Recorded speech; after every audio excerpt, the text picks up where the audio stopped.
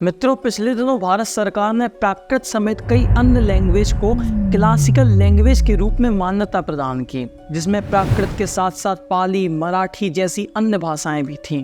इससे पहले भारत की तमिल, तेलुगु, संस्कृत, कन्नड़, मलयालम और उड़िया को ही क्लासिकल लैंग्वेज का दर्जा प्राप्त था। सालों से प्राकृत को भी इस कैटेगरी में शामिल करने के लिए मांग उठाई जा रही थी, और ये मांग क्यों ना उठाई जाए, क्योंकि जो भाषा भगवान महावीर और बुद्ध जैसे महापुरुषों की उपदेश की भाषा रही हो, अगर वही इस देश की क्लासिकल लैंग्वेज में समान ना हो पाए तो यह तो इन भाषाओं की अवहेलना होगी। मित्रों, हिंदुस्तान में सालों से संस्कृत वर्सेस तमिल की डिबेट भी चलती आई है।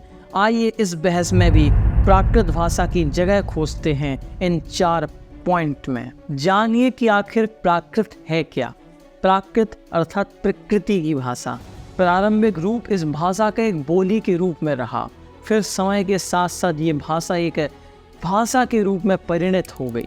वैदिक काल में ये एक जन भाषा थी, लोगों के बीच बोली जाती थी, और इसी के साथ साथ इससे ही परिष्कृत होकर संस्कृत का जन्म हुआ। ऋग्वेद और विशेषतः अथर्ववेद की भाषा में उक्त जनभाषा के सूत्रों का अवलोकन किया जा सकता है। सही मायने में मित्रों, प्राकृत कोई एक भाषा नहीं है, बल्कि कई भाषाओं का समूह है, जिसमें सौर सैनी, अर्धमागधी, मागधी आदि अनेक भाषाएं इसी के अंतर्गत आती हैं। प्राकृत भाषा पूरे भारतीय उपमहाद्वीप में फैली हुई थी, इसलिए इसके कई प्रकार हमें मिलते हैं। जैसे पूर्वोत्तर भारतवर्ष के निवासियों की भाषा मागधी प्राकृत कही गई। इसी प्रकार समुद्र तटीय भूभागों को छोड़कर शेष भारतवर्ष को मध्य देश के नाम से प्राचीन ग्रंथों में दर्शाया गया, और यहाँ की भाषा को सौरसैनी प्राकृत नाम दिया गया। इस तरह यह सौरसैनी प्राकृत प्राचीन काल से भारतवर्ष के एक बड़े भूभाग की जनभाषा रही। मित्रों, प्राकृत की इम्पोर्टेंस क्या है? हम आज 21वीं शताब्दी में क्यों आज से 1000, 2000, 3000 साल पुरानी इस भाषा की बात कर रहे हैं? तो बिल्कुल अगर सरल शब्दों में मुझे समझाना हो तो मैं यही कहूँगा कि आज हमारे बीच में बोले जाने वाली भाषाएं, चाहे वो हिंदी हो, मराठी हो, गुजराती हो, बांग्ला हो, नेपाली हो, कोंकणी हो, उड़िया हो, आसामी हो, मैथिली हो, मगही हो, भोजपुरी हो, बुंदेली हो, कन्नौजी हो, ब्रज हो, बांगरू हो, अवधी हो, बघेली हो, छत्तीसगढ़ी, मालवी, मारवाड़ी, ढूंढाड़ी, मेवाड़ी, सिंगली, मालदीवन, लहंडी, पश्चिमी पंजाबी, सिंधी, काश्मीरी, ये सभी की सभी भाषाएं संस्कृत से नहीं बल्कि प्राकृत से निकली हुई हैं, अर्थात इनकी मदर लैंग्वेज प्राकृत भाषा है। शायद इसी कारण वाग्पति ने अपने काव्य गरुण वहो में कहा है कि प्राकृत भाषा एक समुद्र की तरह है, जिसमें से कई नदियां जन्म लेती हैं और कई नदियां इसमें आकर के समाप्त हो जाती हैं। मित्रों, भगवान महावीर और बुद्ध ने प्राकृत भाषा को ही अपने उपदेशों की भाषा बनाया था। चाहे पाली कह लीजिए या प्राकृत कह लीजिए, ये दोनों भाषाएं ही प्राकृत के अंतर्गत आती थीं। बाद में चलकर के पाली का अपना एक नया स्वरूप बन पाया। लेकिन अगर आपको भगवान महावीर और भगवान बुद्ध के विचारधाराओं को समझना है तो प्राकृत आना आपकी पहली शर्त है।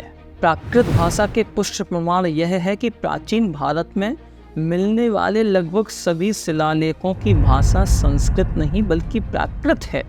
संस्कृत का प्राचीन शिलालेख 2000 साल पहले से प्राचीन नहीं मिलता है, लेकिन प्राकृत भाषा में हाथी गुम्फा से लेकर के अशोक के शिलालेख तक सभी इसकी प्राचीनता को सिद्ध करते हैं। और मौर्य काल में तो प्राकृत लोगों की भाषा रही, यानी जन भाषा रही। यानी 2000 साल पहले के जितने भी हमें आज शिलालेख मिलते हैं उन सभी की भाषा प्राकृत ही थी, क्योंकि प्राकृत सिर्फ कागजों में सिमट कर रह जाने वाली भाषा नहीं बनी, बल्कि आम जन में फैली। इसीलिए बड़े बड़े विचारकों ने उसे अपनी जन भाषा बनाया, जिसके माध्यम से उनके विचार जनमानस में, आम जनमानस में ज़्यादा से ज़्यादा फैल पाएँ। संस्कृत के ऋग्वेद में भी प्राकृत की उपस्थिति मिलती है, जिससे प्रूफ होता है कि उस समय भी प्राकृत भाषा बोली जाती थी।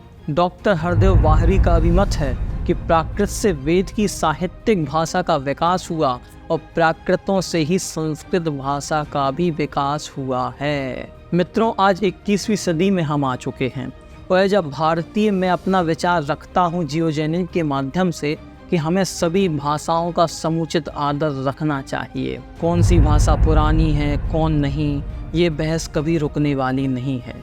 इसलिए चाहे तमिल हो या संस्कृत या प्राकृत, हमारे लिए सभी भाषाएं एक जैसी होनी चाहिए। प्राचीन जैन विद्वानों ने एक तरफ तमिल साहित्य के संगम काल में तमिल साहित्य को नई ऊंचाइयां दी, तो प्राकृत का तो 90% साहित्य ही जैनियों की देन है। संस्कृत में भले ही लिपिबद्ध ग्रंथों की रचना देर से हुई, लेकिन श्रवण आचार्यों ने संस्कृत में बड़े बड़े दिग्गज ग्रंथों की रचना की।